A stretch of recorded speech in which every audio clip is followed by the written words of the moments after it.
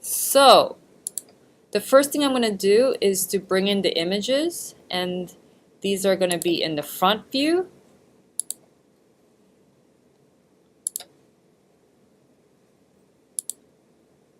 Uh-oh.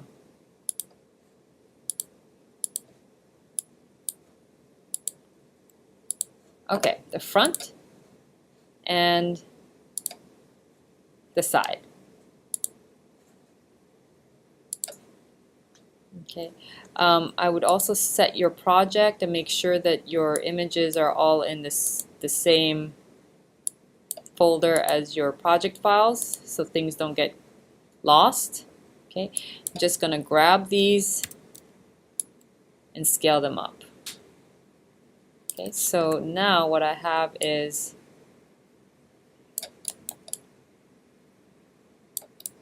the two images looking like this. Okay, you guys stop me if you have any questions or you don't understand what I'm doing. Okay, I'm just scaling the side view so it matches with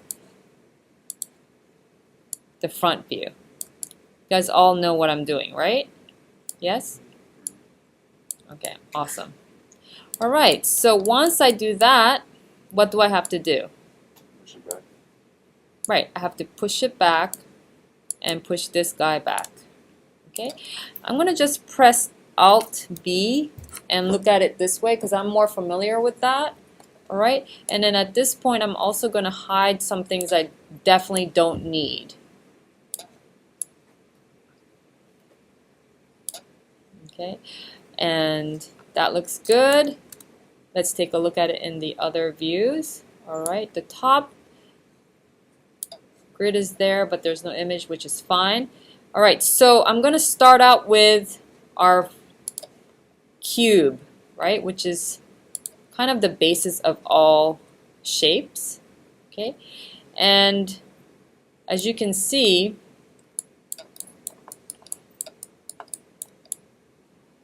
there's my cube. I just scaled it bigger. The one thing I want to start out with is I want my subdivision width to be 2. Okay, so when you look at your model, this is really important. Your front should be your front image, meaning your front shouldn't be your side drawing. Your front should be your front, right?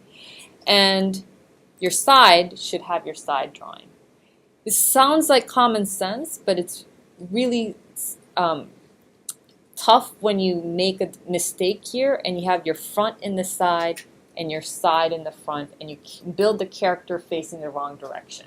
Because then your bone structure and your rig has to all take that into account because it's like it's facing the different axis from everybody else. Alright? So just keep that in mind. Okay, so now we're going to apply what we learned with our modeling of the hand. Do you guys remember that? Okay, I'm going to use these images to kind of position this. This is kind of fat, like right from the get-go, so it might feel a little bit like, whoa, does it have to be that fat from the beginning? Okay. Also, you're going to see that not, like this image is not centered. Is that true? It's kind of hard to tell because, yep, because there's grid lines in my image capture. Okay, there we go. Okay, so I'm just scaling it out. One thing I want to show you guys is the symmetrical moves and manipulation of this. So if I just select this vertex and start moving it out, you're going to see that the other side doesn't follow. Well, if I want to change that, all I have to do is go to your Move Tool settings and just double click on it and go to Symmetry settings and turn it on. And there's all of this going on. Okay, this is new. So object, I would like to say world X or world Z. World. X. Okay, so I just made it world X because it's reflecting on the X. Okay, now every time I select this side, it's going to allow me to select the other side, right? It's a little confusing because before it was just turn on and off. Now it's giving you a lot more options, all right? So select world X. Okay, so what we're dealing with now is we're dealing with a very basic pelvis area. You guys see this? Okay, and the reason why I selected this shape is because it's so generic and basic, okay, that we could do this part really quickly, right? So what tool do you think will we use? Let's turn off the grid in here, okay, to create the top part of this shape. What can we use? The extrude tool, correct. So I'm going to select the face up here, and you're going to notice that the other side is being selected. Why? Symmetry is turned on. Exactly. So symmetry, when it's turned on in the move tool settings, it's actually going to be turned on with selections as well as extrudes and scale and so on until you turn it off. All right. So I'm going to go ahead and extrude it. Okay, and while it's being extruded, I can also scale it, and I can also rotate it. Okay, so I'm just gonna use my side view here. Okay, and that looks pretty good to me because I'm gonna be pulling the arms out, okay, from the sides. So I'm gonna extrude again, which is G. And let's start pulling up again. So I have third extrude here, or second extrude, and let's check it in here. Okay, just scaling that out a little bit. G again.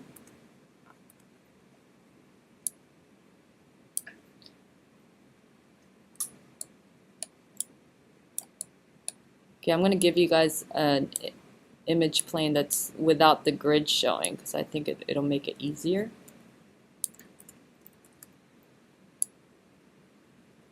Okay, so here we go. I'm scaling it down this way to taper it in.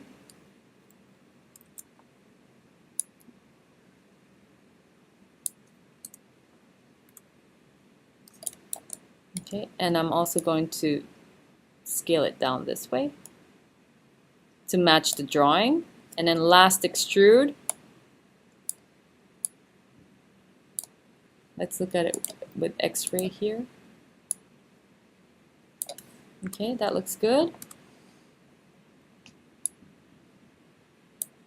And bring it slightly higher, position it. All right, so that's the top torso part of the character, right? Not hard at all, right? Okay, and you can tweak it in terms of the shape. Just go in and grab the vertices, okay, and manipulate it in vertex mode and so on, right? So we're going to keep going. Let's grab the bottom. Okay, so for the legs, what do they have to do that the torso didn't have to do? Extrude separately. Right, extrude separately. Okay, so what I'm going to do is I'm going to extrude it, and I'm going to keep faces off. So click on keep faces together and turn it off. All right, and so when I start extruding, let's go to the front view. Okay, and I start to scale it, you're going to notice that they separate, okay, which is perfect for us. Okay, now if I start to move it, you'll see that they move in the same direction, and I actually want it to move in the opposite direction, right? So how do I make that happen? Well, I can click on this blue tab here to change the reference and see if that could. No, it didn't really do it. Okay, so we might have to manually do it with the vertex move. Okay, but that actually looks like it's going to help me out that way. All right, so my faces are still selected. I'm going to press G. I'm just bringing it down like this. Okay, let's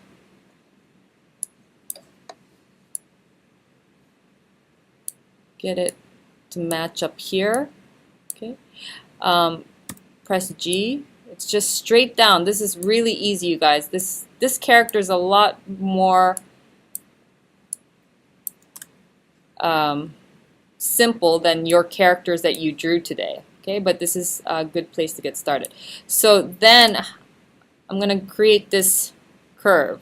Okay, so the way I'm going to do that is, let's press G again, bring it all the way down.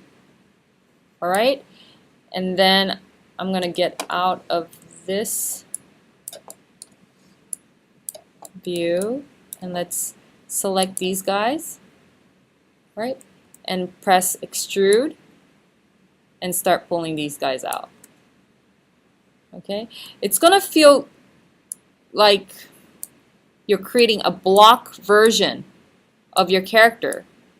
Like it's gonna feel like very rigid and blocky, but that's because we haven't added any edge loops and we haven't really given it more definition. Okay, so there's 3 extrudes on the foot, and I'm just tapering this edge down, and let's go in here and taper that last edge down. Alright, so let me get back to vertex mode and just kind of quickly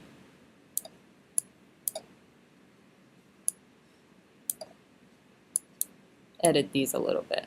Okay, we have to add another edge loop in there to add more detail there.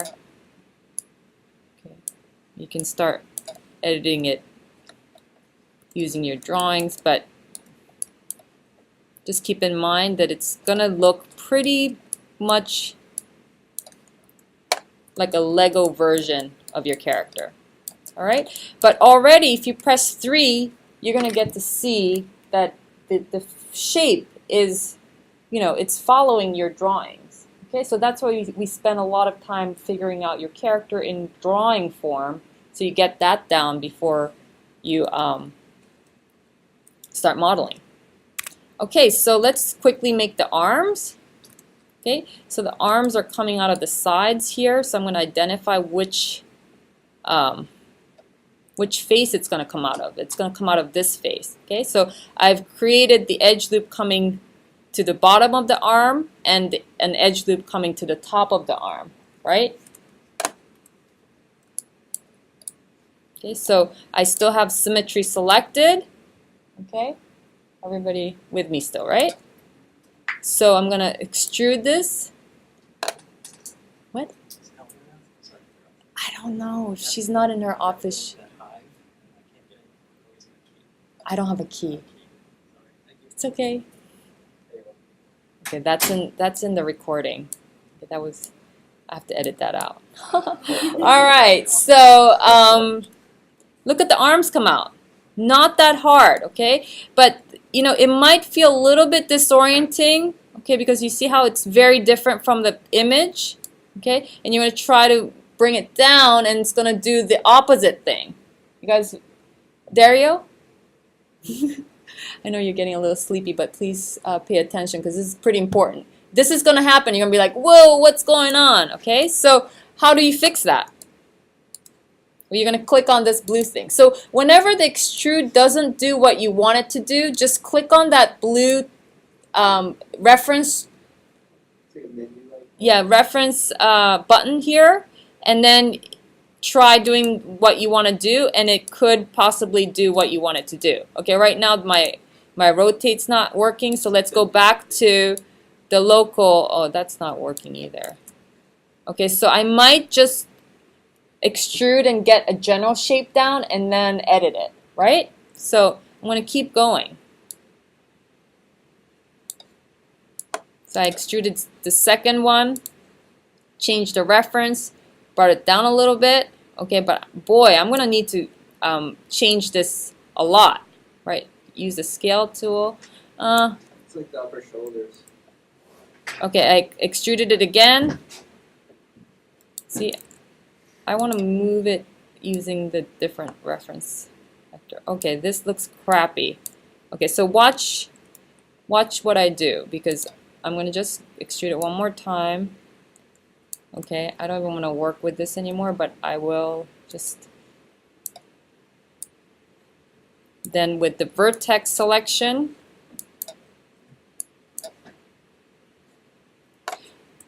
because it should select symmetrically, right? Let's see. Maybe it's Z. Object X. There we go. All right.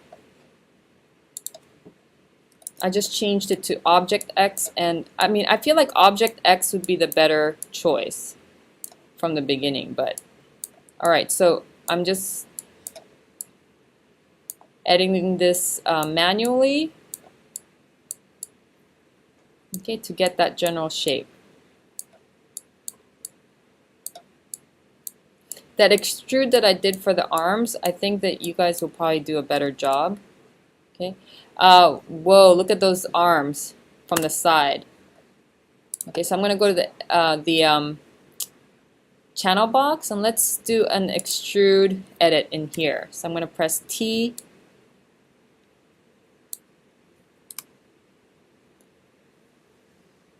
Okay. Let's scale it down. And you'll notice that I selected 4 extrudes before, and then I'm just scaling it down to match the image. Okay. All right, so my extrude options box is still showing up, but that's okay. Yeah, so what do you guys think so far? Not hard. Okay, you can continue like bringing this in like this, but I'm going to stop right here. Okay, I got that major shape down. Okay, and that was pretty painless. So I want you guys to practice with this green monster, and I'm going to give you guys the front and side images now.